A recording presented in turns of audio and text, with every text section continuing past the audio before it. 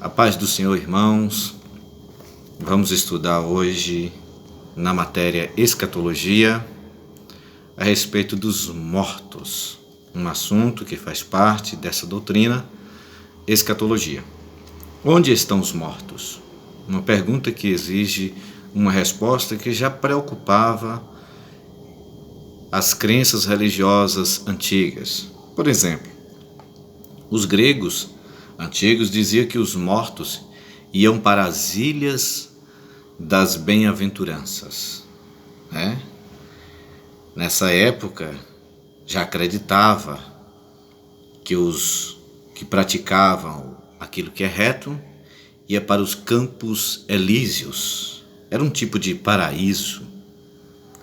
Na mitologia grega, os mortos estariam em uma terra de músicas e luz, de ar doce e agradável. Outras religiões chegaram até a dizer, como os romanos, imaginava que a eternidade era um espelho desta vida.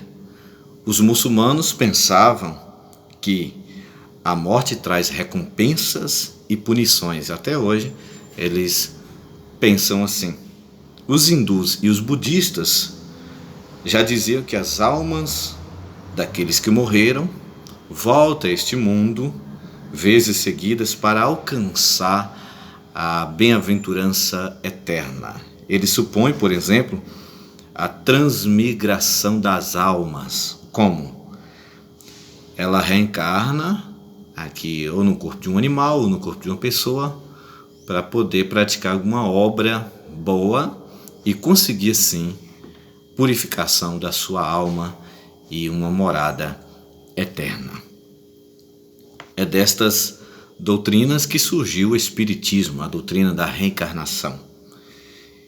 Os budistas chegam a chamar esse lugar aonde as almas conseguem a perfeição, eles chamam de Nirvana. Para os budistas, o paraíso seria a Nirvana, ou seja, aquela alma que passou pela transmigração, que passou por uma sessão de aperfeiçoamento, aqui várias vezes, encarnando e reencarnando, encarnando e reencarnando, e então essa alma chegou a entrar na morada dos deuses, que é chamada de Nirvana. Mas com quem está a verdade? Claro, com a palavra de Deus. Em 2 Timóteo, no capítulo 1, versículo 8 e 9, a Bíblia é muito clara quando a palavra de Deus afirma,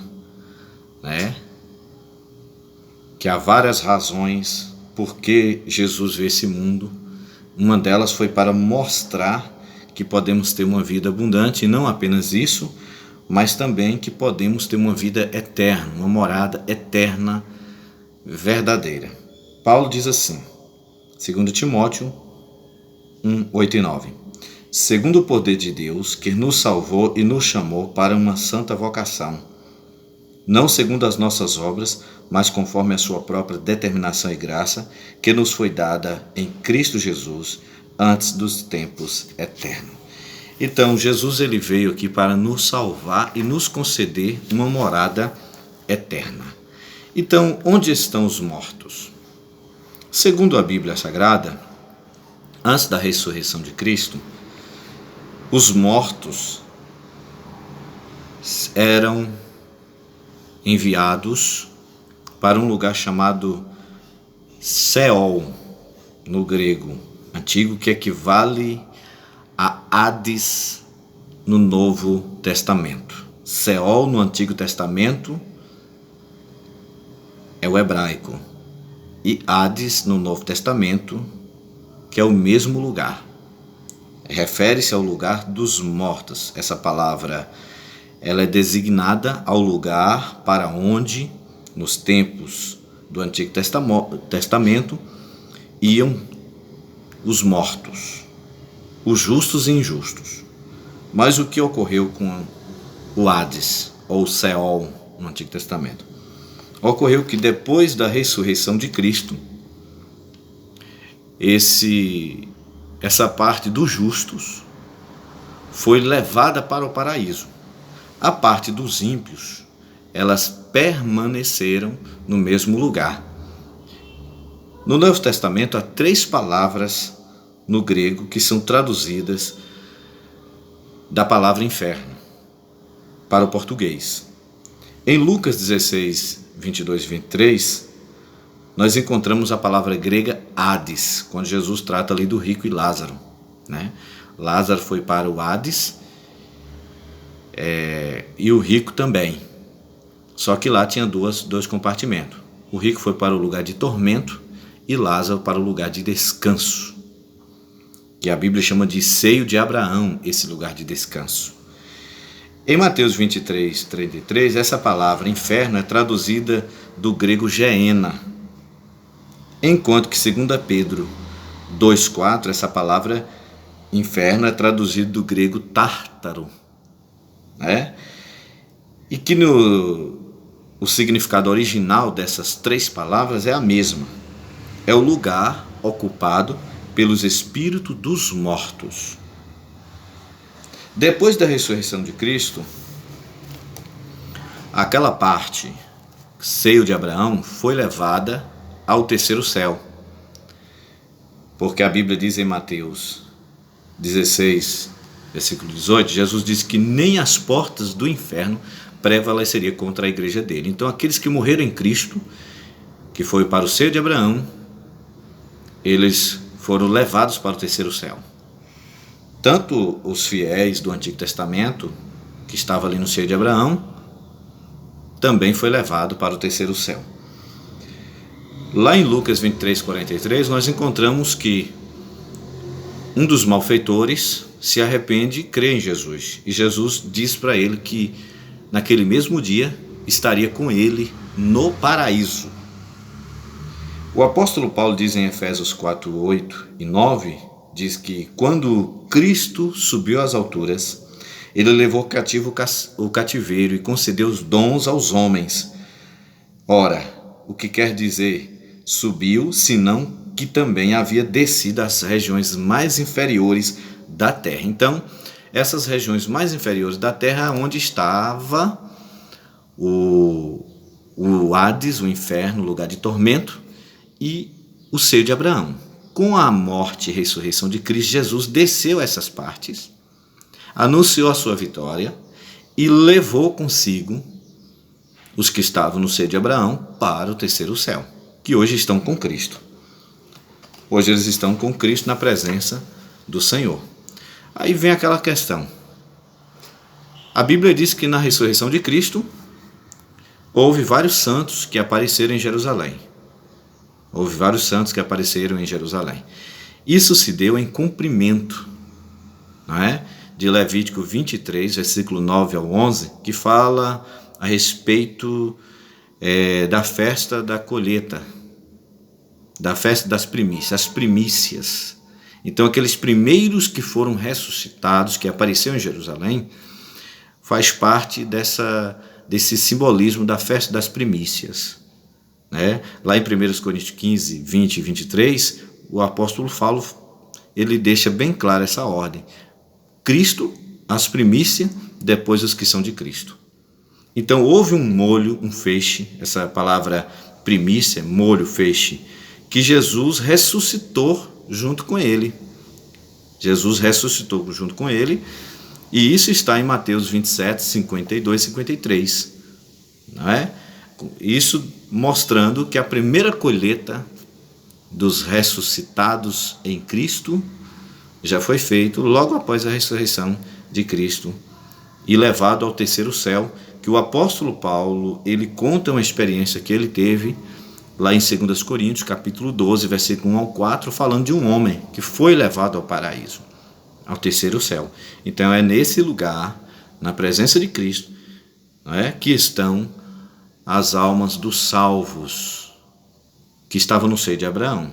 Apocalipse, capítulo 6, versículo 9 e 10, diz que os mártires da grande tribulação, as almas deles serão levados para debaixo deste altar, no céu, que é no terceiro céu. Eles vão esperar a conclusão da grande tribulação, o fim da grande tribulação, para ressuscitar, conforme está em Apocalipse 24. Então, assim que encerrar a grande tribulação, aqueles que estão debaixo do altar, as almas deles estão clamando por vingança, esses vão esperar o fim da grande tribulação para ser ressuscitado.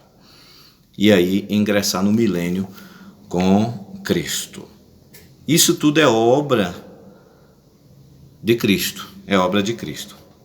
Então, eu quero mostrar para vocês aqui uma figura. Acho que vai dar para você ver aqui. Olha aí. Aqui nós temos de um lado o seio de Abraão, o grande abismo, e Hades do outro lado, né?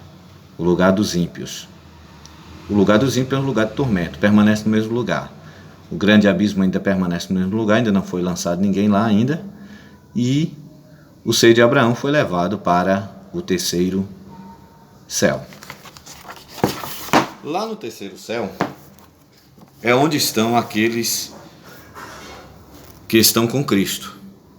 Paulo diz em 2 Coríntios 5, versículos 6 ao 8, ele é muito enfático, ele diz que desejava partir e estar com Cristo. Então, quem morre em Cristo, eles vão para o paraíso, estar com Cristo. Paulo chega a dizer que quem está com Cristo é estar presente com o Senhor, ou no Senhor, presente com o Senhor. E esse presente com o Senhor é estar onde Ele está. Jesus diz que aqueles que o Pai deu a Ele, que estaria onde Ele estava. Então, quem morre em Cristo está nesse lugar, com Cristo, no paraíso. E já os ímpios mortos, eles permanecem no império da morte, no lugar de tormento que Jesus conta ali um fato a respeito do rico e de Lázaro, mostrando exatamente a diferença. O lugar de tormento continua no mesmo lugar, esses ímpios mortos continuam lá. Lá é o lugar onde essas nações ímpias vão ser lançadas. Ezequiel 32, 17 ao 32, fala das nações ímpias que serão lançadas no Hades.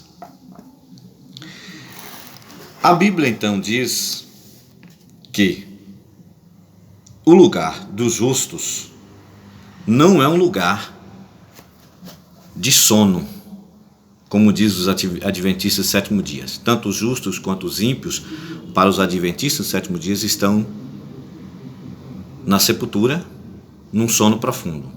Só que a Bíblia não diz assim. O próprio Davi, em Salmo 17, versículo 15, ele mesmo aguardava a antecipação do dia em que iria despertar na presença do Senhor. Olha o que Davi diz, Salmo 17, 15. Eu, porém, na justiça contemplarei a tua face. Quando acordar, eu me satisfarei com a tua semelhança. Então, Davi está deixando claro que ele desejava, após ele acordar do outro lado, né? Assim que ele morresse, quando ele acordasse do outro lado, que ele estaria na presença de Deus contemplando a sua face. Então não é uma pessoa que vai estar dormindo, como afirmam os adventistas do sétimo dia, né?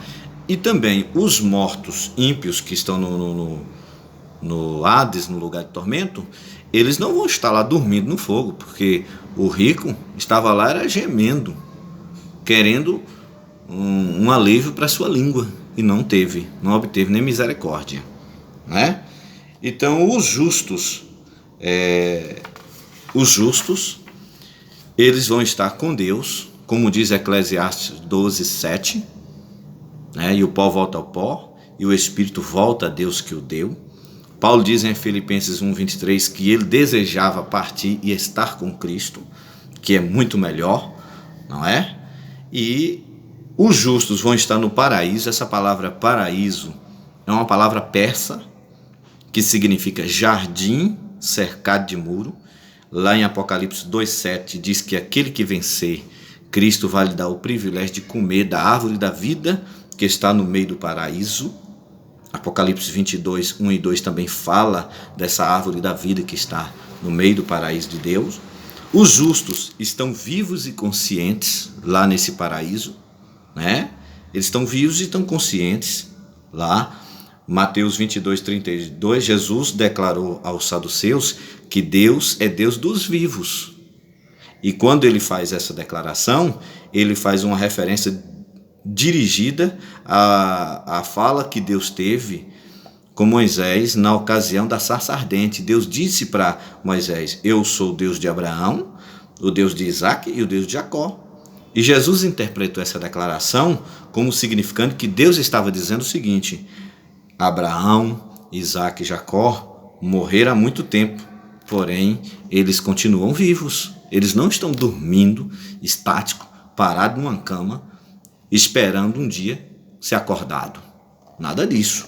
Os justos, eles estão no paraíso em descanso. Lá é lugar de descanso, claro. Apocalipse 14, 13 diz assim: bem-aventurados os mortos que desde agora morrem no Senhor. Sim, diz o Espírito, para que descansem das suas fadigas, pois as suas obras os acompanham. Então os justos estão num lugar de descanso. A palavra descanso aí é refrigério depois de uma batalha, de uma luta, né? É um lugar de descanso. E eles estão aí esperando o dia, né, em que os livros serão abertos e eles venham ser ressuscitados, não é? Já os ímpios não. Os ímpios, segundo Lucas 16, 23, mostra que os ímpios falecidos estão num lugar fixo, né, um lugar de tormento fixo, que não pode sair de lá. Eles estão vivos e conscientes e eles estão separados de Deus. Em 2 Pedro 2,9 mostra que os ímpios falecidos estão reservados para o castigo eterno. Mas não existe essa ideia de que eles estão dormindo, né? Eles estão conscientes, tanto os justos que estão lá no paraíso, quanto os ímpios que estão no lugar de tormento embaixo da terra. Amém. Deus abençoe e até a próxima.